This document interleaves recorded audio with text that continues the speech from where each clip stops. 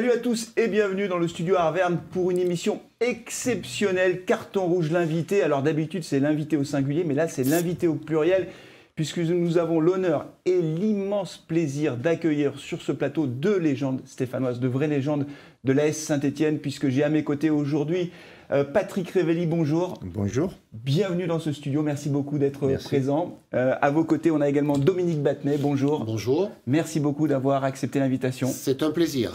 Et si vous êtes là aujourd'hui, c'est grâce à un autre Patrick, Patrick de la Légende des Verts. Bonjour Patrick. Bonjour. Merci beaucoup Patrick d'avoir permis cette réunion, si je puis dire, cette émission tout simplement. Est-ce qu'on va commencer avec toi Patrick, est-ce que tu peux nous expliquer, pour ceux qui ne connaîtraient pas encore la Légende des Verts, ce qu'est la Légende des Verts? Alors la Légende des Verts, c'est une chanson, un hymne populaire et fédérateur que j'ai créé avec Julien Frobert, ancien gardien de but du Clermont Foot, et qui est parrainé par les légendes des Verts, donc notamment les Verts de 76, puisque la légende à la SSE, ce n'est que les Verts de 76. Les vrais Verts, comme dirait Jacques Vendroux.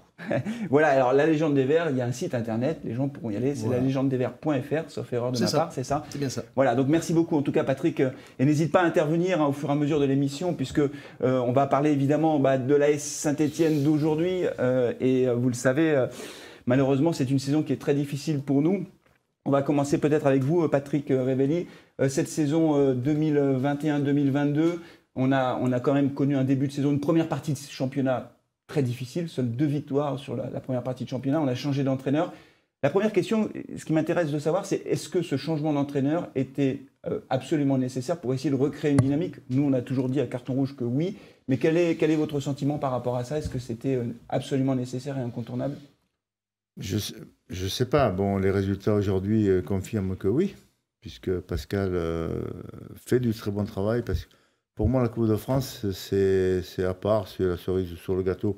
Le plus important aujourd'hui pour le club, pour l'ASS, c'est avant tout le championnat. Donc, reste sur 2 victoires. Mais je dirais que c'était pas évident pour Claude Puel, c'était pas évident pour les joueurs, dans la mesure où le club est en vente depuis déjà maintenant pratiquement 1 an et demi. Donc c'est très difficile pour un entraîneur qui arrive dans un club et ne sait pas si le club va être vendu, s'il va être conservé, s'il est vendu. Les joueurs, on en a 17 aujourd'hui qui sont en fin de contrat. Donc, vous voyez, il y a tout ça. Il faut tout mettre le fil l'un derrière l'autre, parce que ça ne peut pas être que la faute de l'entraîneur, ça ne peut pas être que la faute des joueurs. Il y a aussi des dirigeants. Bien sûr. Et les dirigeants sont quand même un petit peu aussi fautifs.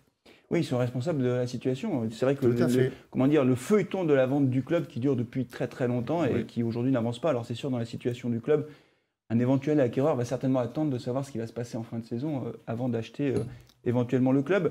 Dominique Battenet, alors je précise qu'on enregistre cette émission avant le match face à Clermont. Donc on ne connaît pas le résultat encore au moment où on enregistre cette émission. Donc du coup, on reste effectivement sur 2 victoires consécutives. Est-ce que sur les derniers matchs, notamment le match face à Montpellier, est-ce que vous avez senti une différence dans le jeu? Est-ce qu'il y a un nouvel état d'esprit qui semble se dessiner avec notamment l'arrivée de plusieurs recrues au mercato? C'est ça qu'il faut voir, c'est qu'il y a eu des recrues au mercato qui changent un petit peu la donne, même si il y en a qui ne sont pas opérationnels encore, mais ça crée un nouvel état d'esprit. Saint-Étienne, il ne faut pas oublier que la saison dernière, ils avaient démarré très très fort, parce qu'ils avaient engrangé des points, ils avaient engrangé de la confiance. Moi, j'ai vu Claude Puel au mois de juin, il m'a dit ça va être très compliqué. Très compliqué. Patrick en a parlé, la vente du club, les joueurs, on ne peut pas trop recruter, on n'a pas d'argent. Enfin, il y a beaucoup de choses qui rentrent en ligne de compte. Un début de championnat un peu compliqué. Et après, quand on est en bas du classement, c'est toujours difficile mentalement de reprendre le dessus. Donc, la seule chose à faire, malheureusement, c'est comme ça, c'est de changer d'entraîneur pour essayer de casser un petit peu, non pas une dynamique, mais une spirale négative. Donc, malheureusement, c'est toujours l'entraîneur qui paye les pots cassés, mais quand on voit un petit peu les matchs, on s'aperçoit qu'ils ne vont pas être dans les 3 premiers, même au début de saison. Oui. Donc, c'est compliqué. Et on n'est jamais loin, à 5 points près, on peut être 15e ou 20e ou 10e. Donc 1 ou 2 matchs qui font la différence. Alors j'espère qu'ils vont faire des différences sur la deuxième partie de championnat pour essayer de se replacer. Mais on sait que ça va toujours être très dur jusqu'à la fin. Est-ce que l'arrivée de joueurs au mercato, alors c'est vrai qu'il y a des joueurs qui sont hors de forme, qui doivent reprendre une bonne condition physique, il y en a même qui sont blessés, comme Crivelli par exemple, mais est-ce que l'arrivée de nouveaux joueurs dans le vestiaire qui ont du coup un peu la tête neuve, j'ai envie de dire, qui ne sont pas dans cette logique de défaites successives qu'ont pu encaisser les autres joueurs, est-ce que l'aspect psychologique est très important ? Est-ce que ça joue un rôle important, ça ? Ça peut motiver ceux qui étaient en place. Puis un Mouma qui pour moi est un détonateur du club, de l'équipe, encore marqué dernièrement. Je trouve que c'est très bien.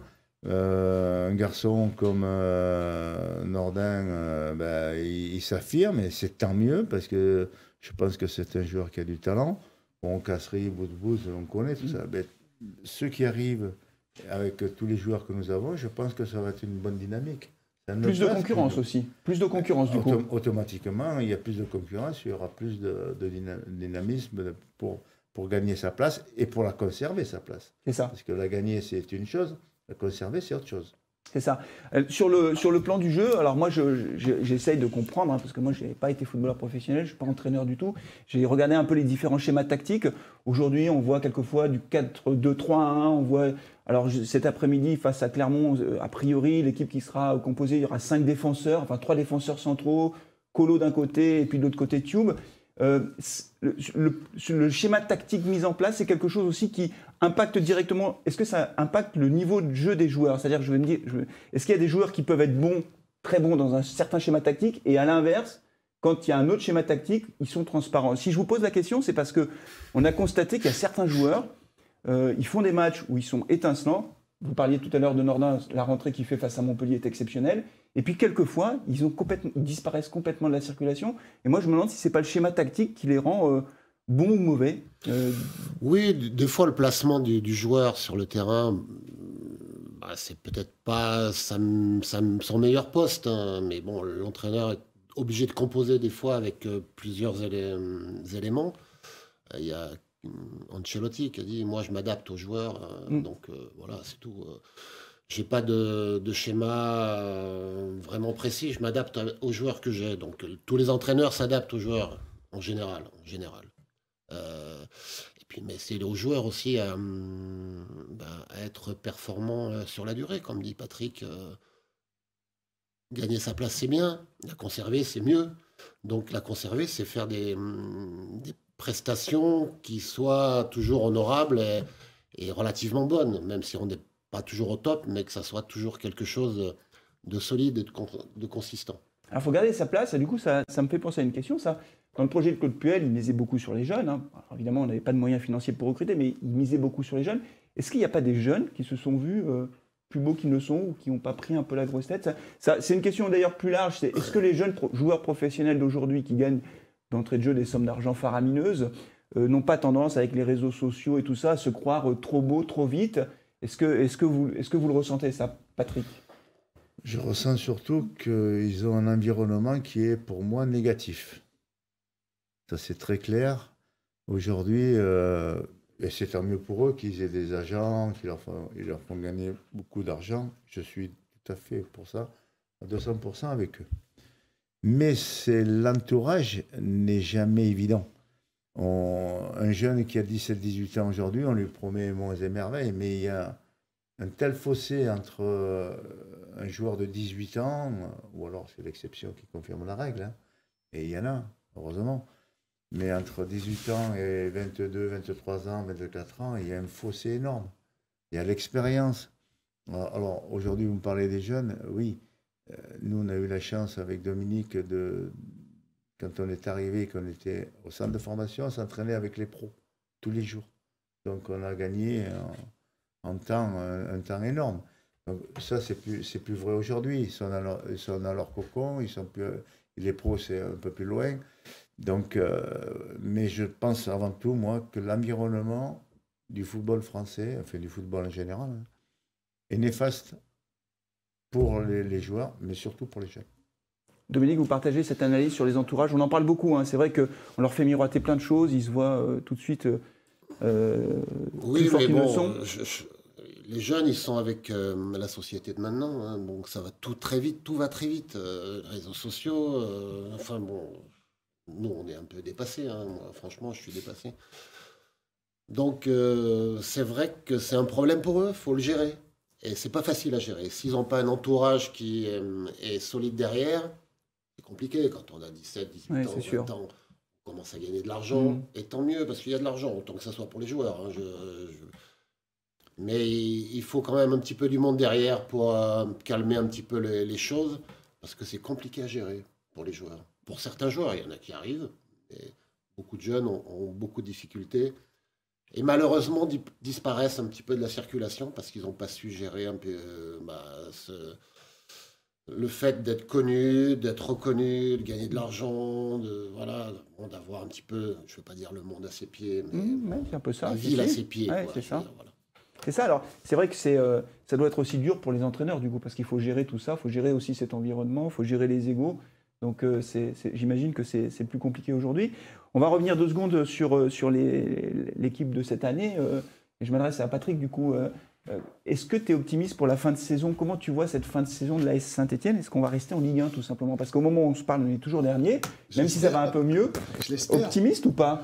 Oui, du dernier match que j'ai vu, ouais, je suis optimiste sur la suite des événements. Après, Romain Amouma, c'est vrai que, comme disait Patrick, c'est un très bon élément, je pense, de l'équipe.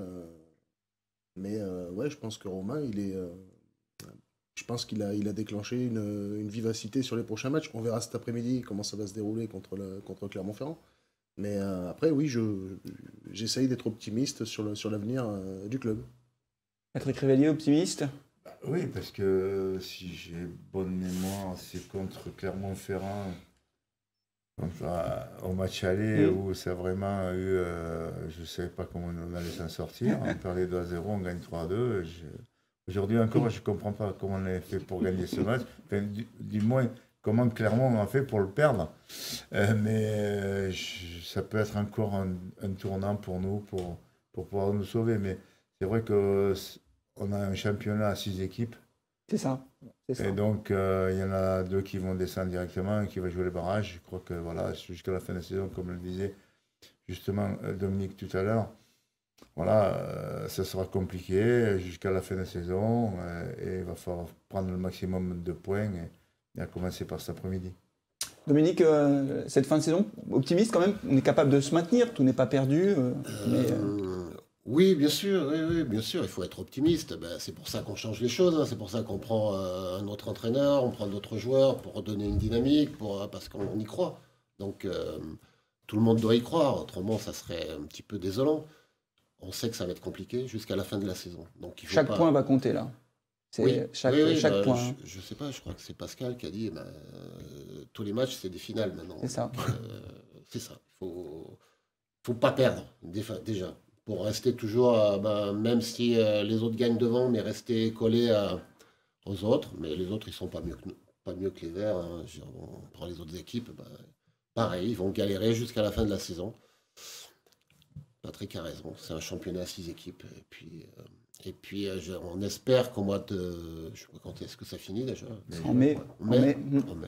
En mai, Saint-Etienne restera en Ligue 1. Voilà, ça dépendra évidemment de... Entre autres, vous l'aviez évoqué, les uns et les autres, on parle beaucoup de Romain Amouma, parce qu'évidemment, face à Montpellier, c'est lui qui nous remet dans le match, en quelque sorte. C'est un joueur qui est très fragile sur le plan musculaire, mais ça dépendra aussi de tous les cadres de l'équipe, puisqu'on sait qu'aujourd'hui, Pascal Duprat s'appuie sur les cadres les plus expérimentés de l'équipe, justement pour conduire l'équipe et maintenir cette dynamique positive. On a parlé de Cazerie, de Boudbouz. Voilà, c'est sur ces joueurs-là qu'on compte, en quelque sorte, notamment pour les matchs difficiles où ça se jouera à peu de choses, comme face à Montpellier d'ailleurs, jusqu'à la dernière seconde, il faut y croire.